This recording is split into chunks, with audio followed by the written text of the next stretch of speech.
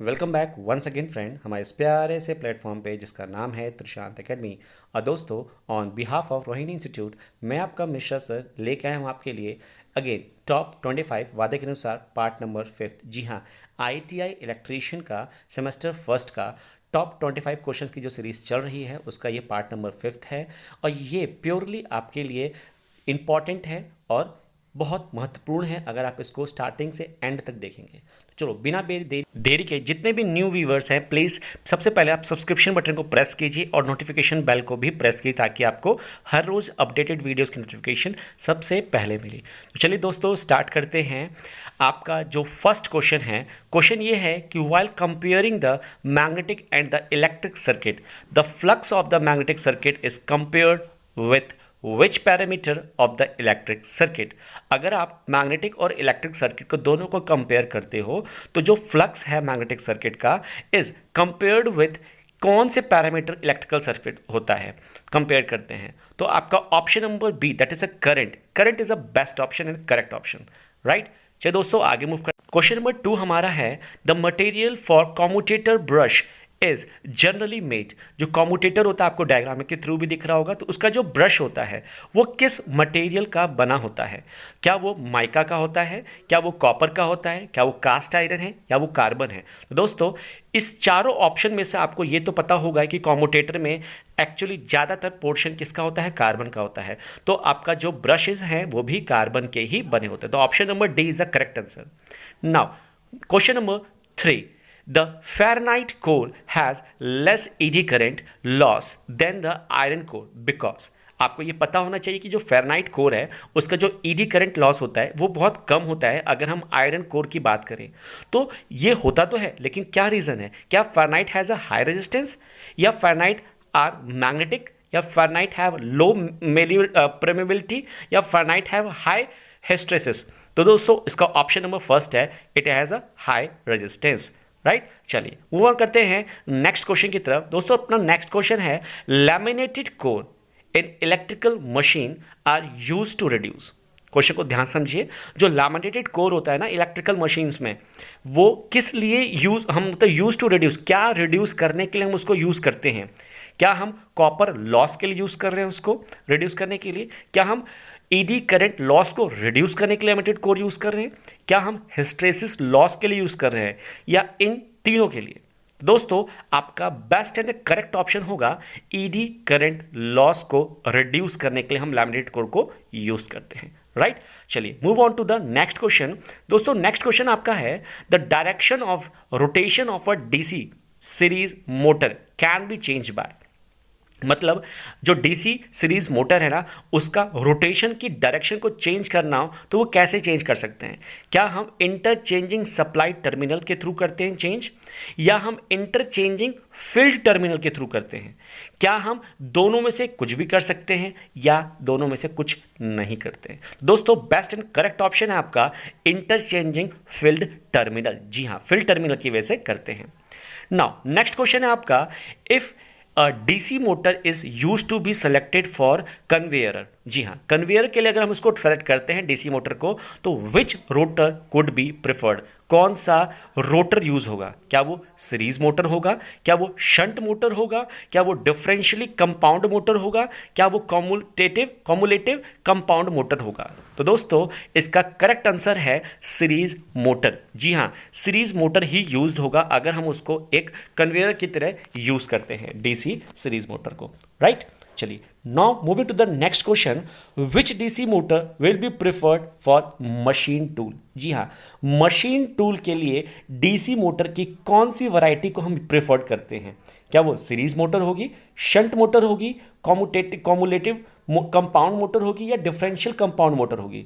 दोस्तों option number हम move करते हैं सेकंड की तरफ। जी हाँ, शंट मोटर हम यूज करेंगे अगर हम डीसी मोटर को प्रिफर्ड कर रहे हैं मशीन टूल के लिए। आप देख रहे हैं सारी चीजें हम मशीन के ही कंसर्न में कर रहे हैं, ठीक। चलिए मूव ऑन करते हैं नेक्स्ट क्वेश्चन की तरफ। दोस्तों differentially compound DC Motors can find application requiring. अब बताइए इसको एप्लीकेशन रिक्वायरिंग कौन सी होती है डीसी मोटर को? हायर स्टार्टिंग टॉर्क चाहिए होता है, लो स्टार्टिंग टॉर्क चाहिए होता है, वेरिएबल स्पीड चाहिए होती है, या फ्रिक्वेंट ऑन ऑफ साइकिल चाहिए होती है। दोस्तों इसका सही और करेक्ट आंसर है, राइट एंड करेक्ट आंसर है दोस्तों, वो है लो स्टार्टिंग टॉर्क। जी हाँ, डिफरेंशियल कंपाउंड डीसी मोटर को चाहिए होता है low starting torque. Now move to the next question दोस्तों, which DC motor is preferred for the elevator. जी हाँ, एलिवेटर के लिए कौन सा डीसी मोटर प्रिफर्ड किया जाता है?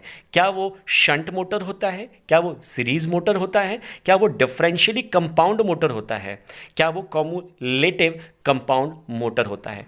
अब ध्यान से क्वेश्चन को पढ़िए। क्वेश्चन ये है डीसी मोटर को प्रिफर्ड करना है एलिवेटर, जो आपकी लिफ्ट होती है उसके लिए। दोस्तों उसके लिए करेक्ट आंसर होता है कम्युलेटिव कंपाउंड मोटर। अब क्यों यूज होता है उसके लिए मैं एक अलग से वीडियो आपके लिए बना दूंगा। नाउ क्वेश्चन मूव करते हैं next. If the field of the DC shunt motor gets open while motor is running, अगर हमारी फील्ड जो है वो ओपन हो जाए मोटर को रन करते हुए तो क्या होगा? The speed of the motor will be reduce by percentage, क्या स्पीड परसेंटेज से रिड्यूस हो जाएगी? The armature current will reduce, क्या आर्मेचर करंट रिड्यूस होगा? The motor will attain dangerously high speed, या the motor will continue to rotate at a constant speed, तो क्या होगा? तो दोस्तों करेक्ट आंसर होगा motor will attain dangerously high speed. Okay, option number C. Now, moving to the next question, in a DC shunt motor as load is reduced, अगर load को reduce करें तो क्या होता है? The speed will increase abruptly, मतलब speed अचानक से बढ़ जाएगी। The speed will increase in proportion to the reduction in load, जितना जितना लोड हम डिक्रीज करते हैं क्या उतने के हिसाब से स्पीड डिक्रीज होगी, सॉरी इंक्रीज।